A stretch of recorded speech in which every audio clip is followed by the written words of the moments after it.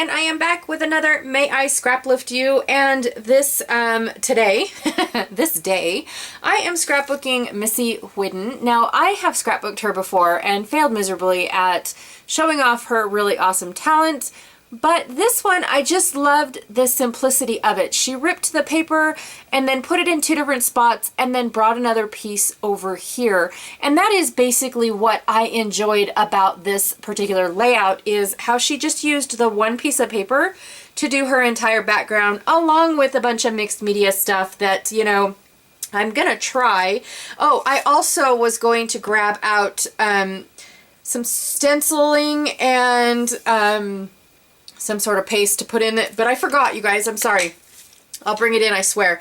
So what do I have? I have my clear gesso that's almost empty, actually, but I do have this clear gesso, and then I have a colorings that's Ahoy Matey that matched this blue down here very, very well. I also have two Tumbled Glass and Stormy Sky. They're both Distress inks that match this part right in here. And then of course I really couldn't find anything to match this, but that's okay. We're gonna go with it. My ombre doesn't have a pink at the bottom. It's gonna be just from light to dark. And then I have some cardstock to back my photos. And then it's just these two adorable little photos of my kids getting ready to go with a friend to church. And then I have some happiness stickers. This paper is from Bohemian Dream, by the way. It's a cocoa vanilla. But I have the happiness stickers that have a ton of the blues, the dark and the lights of the blues of this particular pattern paper. And then I also have the stickers that also have a ton, plus this butterfly kind of sort of attracted me to all this. I love this part that has that crosshatch on it. And then the die cuts, and then this, it says Happy Snaps, which I thought was pretty cool because they look pretty sharp in their cute little uniforms, or they're not uniforms, they're dress clothes. I brought out some tissue paper, not sure if I'm going to use it or not. I brought out a paintbrush because I'm playing with water and I'm gonna try to get the colors to do what she did. I'm gonna pretend, I'm gonna channel my inner Missy and pretend. I'm also gonna go and get my small stencil binder and flip through it and pick out a stencil. I don't want to do stars like she did, to be honest, but I do love how she has like a bluey green and then a blue and then some other, like, it's almost like a silver. I'm not really sure what that is. And then she did white over on the side. So I still need to go get my white.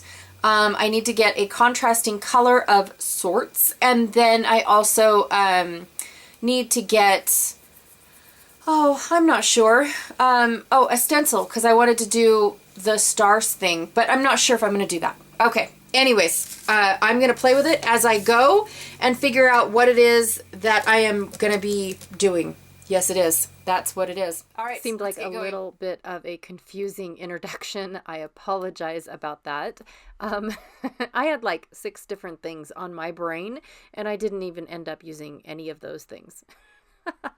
So what I did basically was I trimmed down my photos and then I triple matted them. And then I thought that before I put my large trimmer away, I am going to go ahead and cut off the branding strip of this ombre paper. And at first I was going to trim off the piece that I'm going to put on the right. And then I thought, no, I'm going to wait and see, you know, how this plays out first. And then I ripped my couple pieces that are going to go on the left. And then I went and got one of my, it's almost like a stamp edge punch. So it kind of has the little loopy and then the flat edge. I don't know how to describe it other than that it looks like the edges of a stamp, you know, a postage stamp. And then I am distressing every layer that is going to go behind the photos. That way it kind of gives it a little bit of dimension, because I don't plan on using, what's it called? Any foam adhesive, any dimensionals at all. And then I was looking at my photos and realizing that I think they are the same photo, except one's blown up. honestly. So, but it's okay. I'm going to put the larger photo in the background and the smaller photo in the foreground, just because of the fact that my son's head is halfway cut off in the larger photo, and I didn't want that to be the focal photo. So, and then this watercolor paper is a little hair smaller than the it is close to my heart watercolor paper, but it is a tiny bit smaller than a 12 by 12. Either that or this cocoa vanilla paper is a smidge larger than a 12 by 12. I don't know the answer to that. But it wasn't enough for me to go, oh my gosh, I need an entire background paper for this layout. So anyways, I'm using clear gesso. I don't know why. I think what it is because I'm on the little kick of whether I have smooth gesso or gritty gesso. Yeah, I just wanted to see what the difference was, except for the fact that my clear gesso is kind of like an off-white, which is weird. I don't know. It's just weird. So once I'm letting that dry, I'm actually going to go through all of my embellishments and select all the ones that I want for this layout. Now, this is going to be quite a monochromatic layout because of the fact that I do have, I don't have any color going in it at all. I'm going to have a little bit of green, and then the tag that I pick out, the tag hole is actually got a pink in it. So anyways, I quickly go through and pick out all of the embellishments that I'm going to use. After that, I'm going to play around with my mixed media. Now, the first thing I did was I brought out my blender brush, and I totally forgot what I was going to use it for and didn't even touch it. What I was going to use it for is to get the ink on the paper without having to take the entire ink pad and put it on the paper.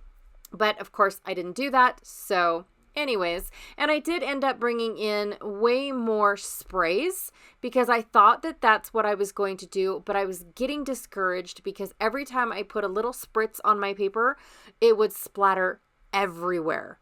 And I was like so upset. So I brought out my white gesso, and now I'm going to paint around my paint blotch that I have going on. I'm just going to paint away all of those sprays because that's not what I wanted. It wasn't the effect I was going for. And I was kind of sort of, mad at myself, but not to the point where I was going to give up. Actually. So this actually worked. I just went ahead and took my white gesso, clearly a dirty brush, because I had to keep going over spots that for some reason were like dark green, and I was like, what on earth? Well, then I didn't clean my brush after using the gesso. So when I sprayed my sprays on my mat instead of on my paper, and then painted them on with my paintbrush, guess what? I ended up with gessoed spray ink stuff. It was like nonstop. I couldn't get this to figure out, but what I was going for is I didn't want the mixed media to be like, this is dark and this is light. I wanted it to be blended in the center, and I couldn't get it to happen. So finally I decided to give up. Blending or not, it's not going to happen. So anyways, moving on to the actual layout portion of this entire recording. I found a circular item actually both circle items are from the die cut collection, and I roughed up the edge of the the wreath one. Just to give it a little bit more dimension. And then I went and I got some twine and went and put that in my tag hole. And now I'm taking these clear stickers. Now, when I was going through all of these embellishments, at first I was going to take off every single clear sticker I was going to use. And then I realized that's a lot of stickers. So I left them on the sheet because I do end up using a ton of stickers, of these clear stickers. Now, the only thing I don't like about them is that they're shiny, which is okay. I get over it, but I don't like that they're shiny. They don't look like I stamped them on the page, which is what I was going for. So I'm taking all of the of the blue-ish and green-ish, aqua-ish, whatever colors they are. I'm taking all of those and basically slapping them all over the page. And then I take the butterflies and slap them on the watercolor portion of the page, or mixed media portion, I should say. And then the flowers, like I said, this little green, the green leaves are pretty much the only floral part, or the other color that I'm bringing in. And then that tiny little tag hole that's pinkish is brought in as well. And then I just realized that Missy actually tucks in a whole bunch of stars and things in between the layers, and I didn't notice that at first, so I didn't plan for it. So I stuck my glue a little bit too close to the edge, which is okay. I actually liked how the mixed media like soaked into that color. Of course, I end up covering up most of it, but that's okay. I really liked it, and I know that it's there. But I did pick out a whole bunch of butterflies to put along the page. Now, I didn't realize at first that my butterflies were only going to be on the right side. I was planning on I planned on a whole bunch of stuff for this layout, but clearly I didn't execute very well. But I just went with it. I basically did the stick and plonk method. I really honestly did not even ho-hum, haw over any of it. I basically thought, oh, that looks good there. Yep, it's staying. That looks good there. Yep, it's going there too. I did that with the butterflies. I did that with, all the flowers. I did that with everything. And I was super stoked with how it all looked. That I just kept going with it. I really like this flare as my title. And then I decided that, I'm going to put a butterfly over here, and I'm going to decorate inside the wreathy circle thing. And then, just start. Yeah, I'm still sticking and plonking, and wherever I felt like I needed something is where something went, if that makes any sense. So, and I didn't want the flowers to be too prominent, so I stuck with just the blue flowers that were in the die cut pack. I have a large one over on the left and then two teeny tiny little ones. And instead of making one big cluster of flowers, I decided to scatter them across the page. And then I just have these two large circles, again from the die cut pack, that I'm going to smack on the page.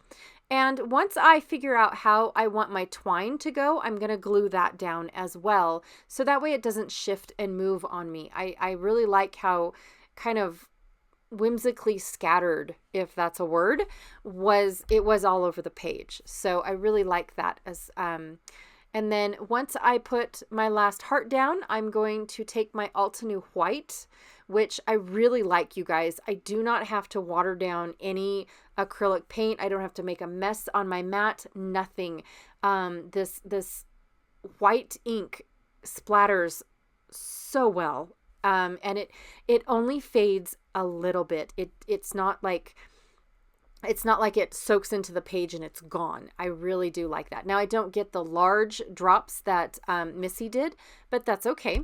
And then I took that Ranger mica silver spray and used that on the right side of the page. Now I'm putting on my favorite part of the entire layout, the reasoning why I wanted to do the layout. I know it's just such a small part, but I really liked it, you guys. I really did. And so that's it. This is how my layout is going to go. I thought maybe I needed enamel dots, but I don't. I really like how this turned out. I'm pretty pleased with, even though I fumbled through my mixed media and, really didn't like the shiny portion of the stickers, I had fun, and I like the finished product. I like the layers on the photo. I like, all the little bits, even the hearts, you guys. I like the hearts. Don't tell anybody I said that, though. All right. Be sure to check out everyone else that is playing along down below, all their links. Some folks are playing every day. Some folks are just whenever they can. And some folks are making it a weekly progress. All right. I will check y'all tomorrow. Bye.